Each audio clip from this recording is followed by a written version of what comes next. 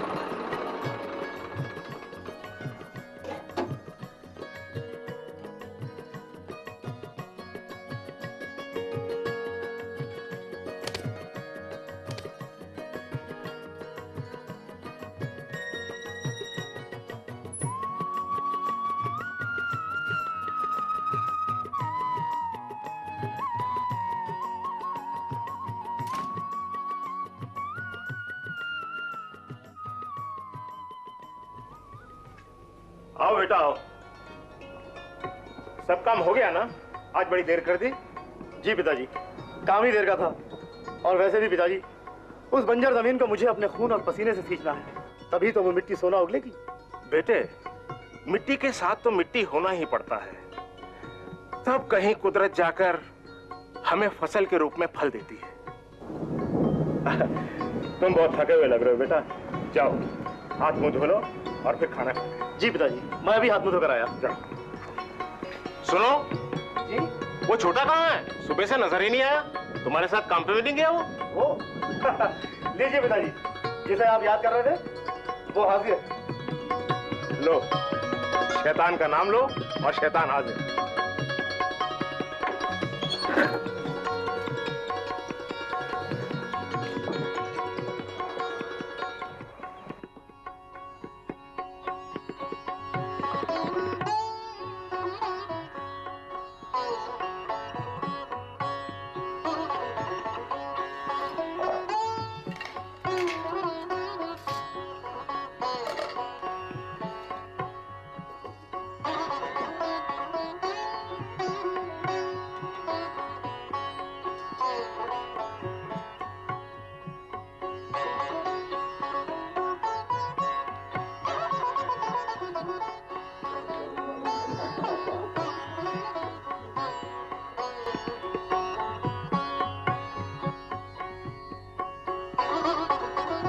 अरे भले लोगों, जब दबा के काम करते हो तो दबा के खाओ भी। जब दबा के खाओगे नहीं तो ताकत कहां से आएगी? मालिक, मेरे पास पहले ही काफी है। शर्माना नहीं चाहिए, ये तुम्हारा अपना ही घर है। तुम्हें ये सब्जी पसंद नहीं है क्या? नहीं मालिक, ऐसा नहीं, बहुत स्वादिष्ट है, मजा आ रहा है। अरे भाई, मजे ही लेते रहोगे तो खाओगे क्या?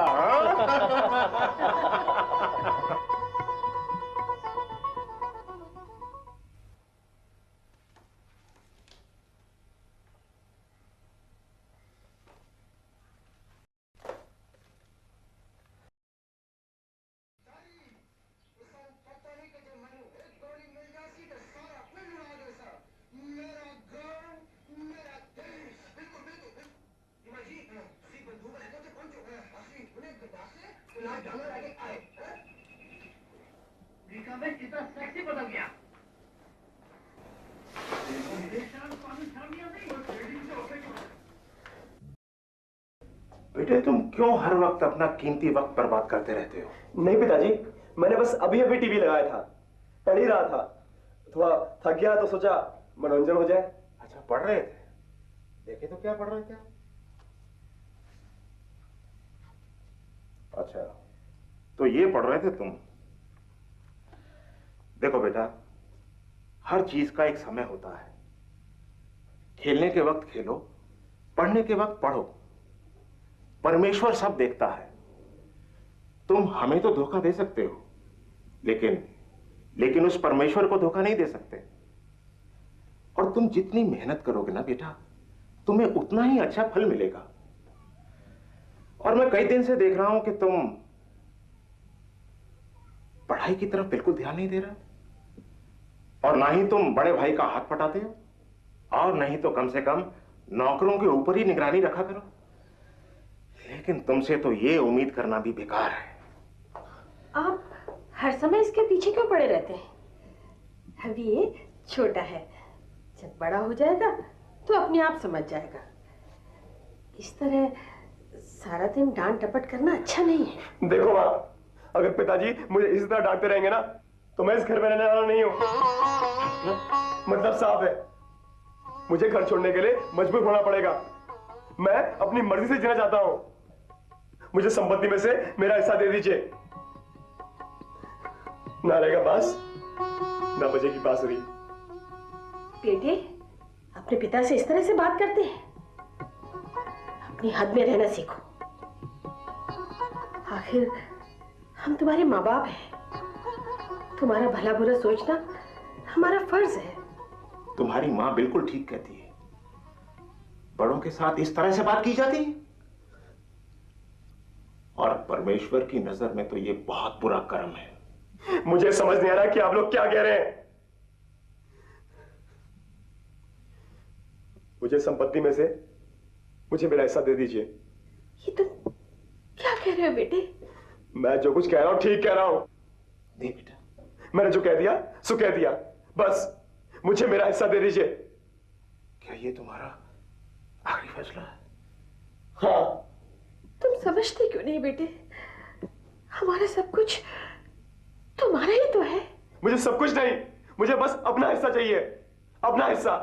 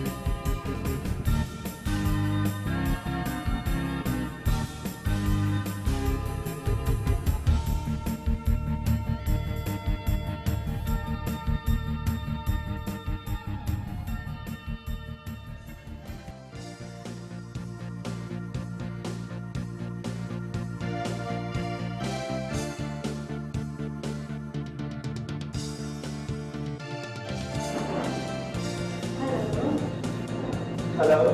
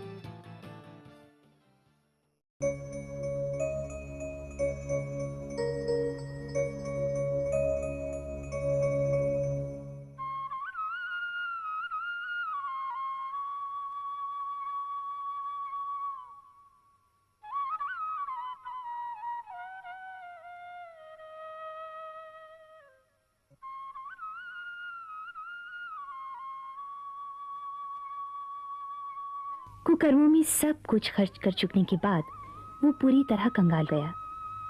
अचानक उस देश में अकाल पड़ा तो वो भूख से मरने लगा और काम की तलाश में इधर उधर भटकने लगा।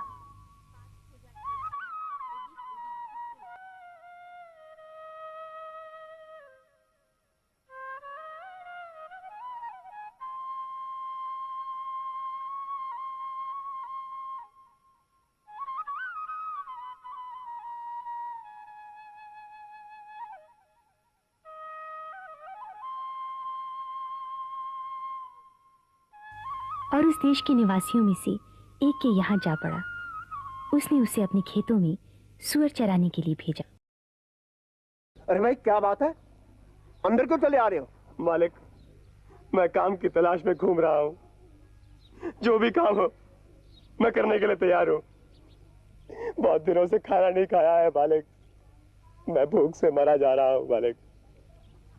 मुझे काम जरूर दे दीजिए मालिक, मुझ पर दया कीजिए मालिक। मैं आपका आभारी रहूंगा मालिक, आपका आभारी रहूंगा। वो तो ठीक है, लेकिन तुम्हारे लिए मेरे पास कोई काम नहीं। हाँ, अगर तुम चाहो तो मेरे सूअर के बाड़ों में काम कर सकते हो। ठीक है मालिक, मैं काम करने को तैयार हूँ। और सुनो, इस काम के बदले में मुझसे किसी चीज की उम्मीद मत रखना। और अगर तुम रात को सोना चाहो तो सूअर के बाड़े में ही सो जाया करना। और भोजन मालिक? और जो सूअर खाएंगे वो तुम निकाल लिया करना। अच्छा मालिक। ठीक है, तो आज से ही काम पे लग जाओ। जी मालिक।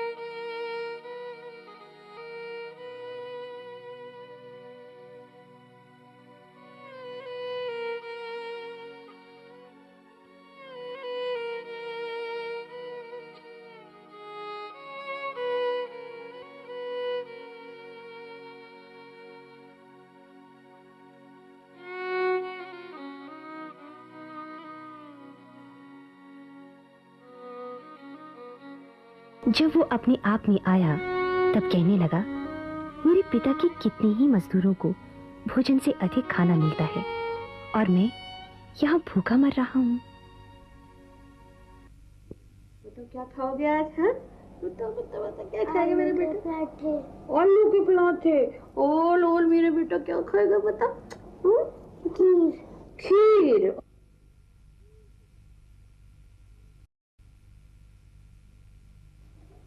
परमेश्वर सब देखता है। तुम हमें तो धोखा दे सकते हो, लेकिन उस परमेश्वर को धोखा नहीं दे सकते। पिताजी, मैंने स्वर्ग के विरुद्ध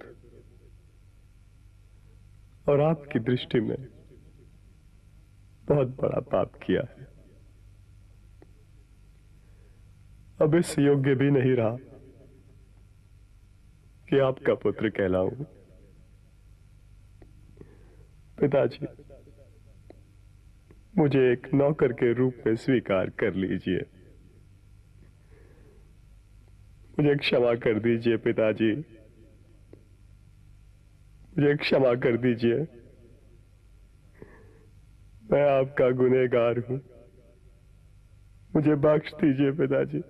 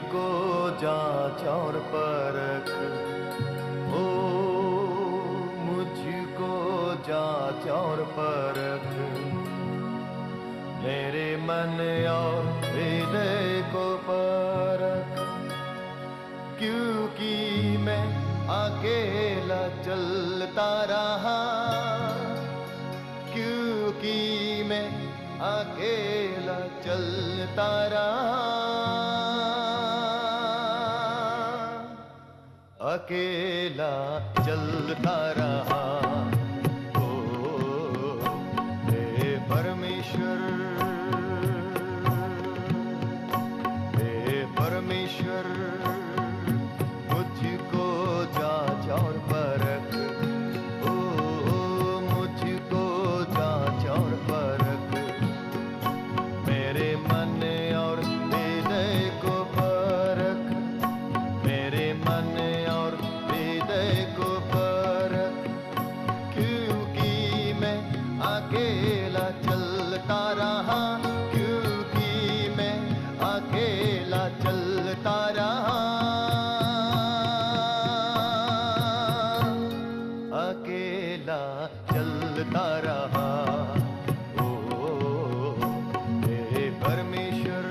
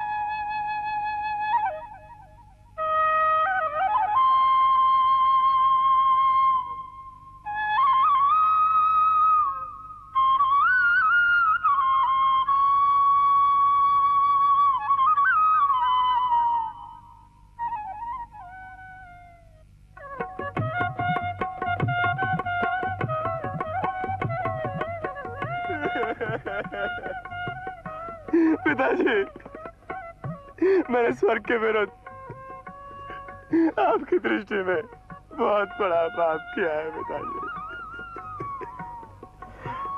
मैं तो अब इस योग्य भी नहीं रहा कि आपका बेटा कहलाऊं। मुझे माफ कर दीजिए पिताजी, मुझे क्षमा कर दीजिए, मैं आपका गुनहगार हूँ पिताजी। अरे नहीं बेटा, नहीं, रोते नहीं। तुम तो मेरे दिल के टुकड़े हो बेटे, मेरी जान हो तुम। मुझे पूरी उम्मीद थी कि तुम एक दिन जरूर वापिस आओगे मेरे लाल। मैं हर वक्त तुम्हारा इंतजार करता रहता था और तुम्हारी माँ रात रात पर जागती रहती थी और रोती रहती थी बेटे। पिताजी, मैंने आपकी आज्ञा का पालन ना करके बहुत बड़ा पाप किया है, बहुत बड़ा पाप किया है। मुझे माफ कर दीजिए पिताजी, मुझे क्षमा कर दीजिए, मुझे बस एक मौका और दीजिए पिताजी, बस एक और मौका। मैं ऐसी गलती कभी नहीं करूंगा पिताजी, कभी नहीं करूंगा। बेटा बेटा बेटा, अरे तुझे तो देखते ही मैं अपने सारे दुख भूल गया हूँ। सुबह का भूला अगर शाम को घर में वापस आ जाए तो उसे भूला नहीं कहते बेटा। हम तो तुम्हारी उम्मीद बिल्कुल खो चुके थे, लेकिन तुम हमारे पास सही सलामत पहुंच गए बेटा। एक बाप के लिए इससे खुशी की बात और क्या हो सकती है कि उसका भटका हुआ बेटा सही सलामत घर में वापस आ जाए। अरे लाल,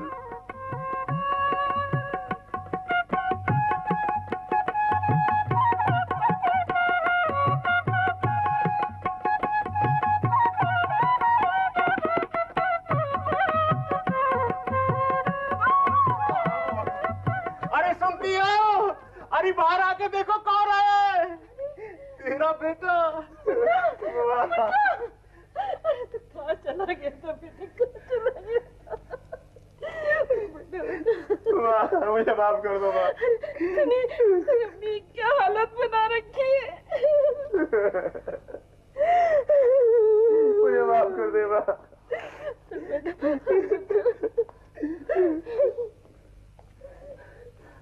अरे गांव वालों, अरे सुनते हो, मेरा बेटा जो खो गया था आज वापिस आ गया है।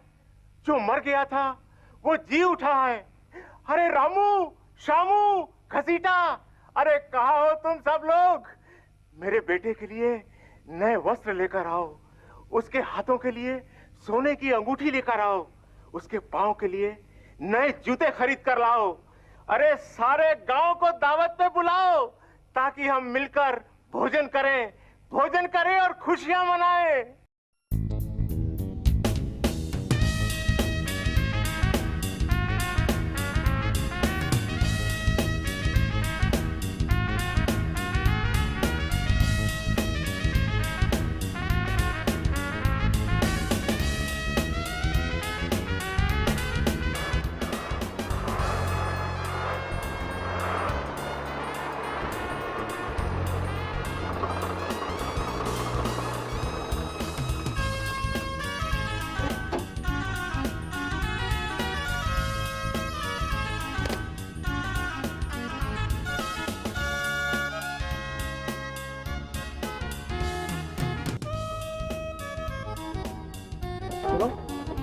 घर में ये बैंड वाला किस खुशी में बज रहा है? हजूर, छोटे मालिक आए हैं। छोटे मालिक? आपके छोटे भैया घर वापस लौट आए हैं। उनके वापस आने की खुशी में मालिक ने आसपास के लोगों को खाने पे बुलाया है। हजूर अंदर चलिए, मालिक आपका इंतजार कर रहे हैं।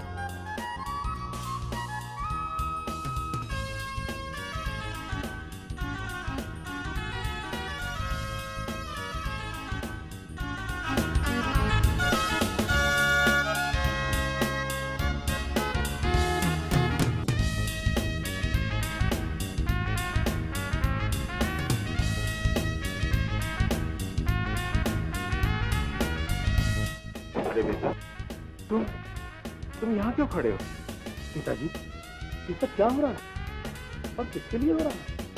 बेटा, तुम्हारा छोटा भाई घर वापिस लौटा है ना, इसलिए। तो इसमें इतनी खुशी की क्या बात है? क्यों? तुम्हारा छोटा भाई इतने अरसे के बाद घर लौटा है, इससे बड़ी खुशी की बात और क्या हो सकती है? पिताजी, आप मेरी मेहनत और ईमानदारी का बहुत अच्छा सिला दे रहे हैं मुझे। नहीं बेटा, तुम मुझे गलत समझ रहे हो। चलो अंदर चल के अपने भाई से मिलो। उसी भाई से जो अपना हिस्सा लेकर आपको और मुझे ठुकराकर ये घर छोड़कर चला गया। आपने मुझे तो कभी भी मेरे मित्रों के साथ खुशी मनाने का मौका नहीं दिया। तुम तो हमेशा मेरे साथ हो। मेरा जो कुछ भी है वो तुम्हारा है। ये मौका ऐसी बातें करने का नहीं है बेटे, बल्कि ये खुशी मनाने का है।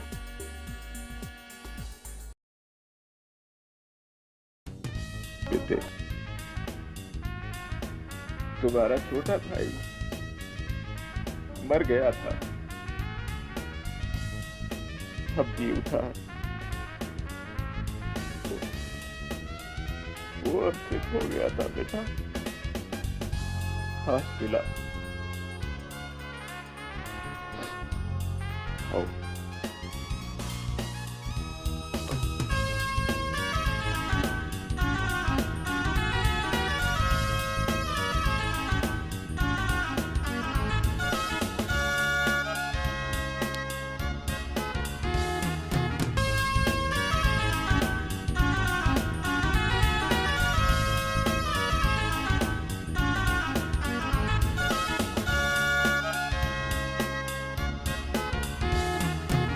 आज से लगभग 2000 वर्ष पहले प्रभु यीशु मसीह इस दुनिया में सुसमाचार सुनाते और कहानियों के द्वारा लोगों को समझाते थे कि अपने पापों से पश्चाताप करें। आज हम भी अपने पिता परमेश्वर को छोड़कर उड़ाऊ पुत्र के समान ही संसार के बुरे कामों में अपनी जिंदगी व्यतीत कर रहे हैं और भटक गए हैं। सबने अपना अपना रास्ता चुन लिया, परंतु जीवित पिता परमेश्वर स्वर्ग से सबको देख रहा है और चाहता है कि सब लोग अपने अपने पापों से मन फिराकर और पश्चाताप करके पिता परमेश्वर के पास लौट आएं।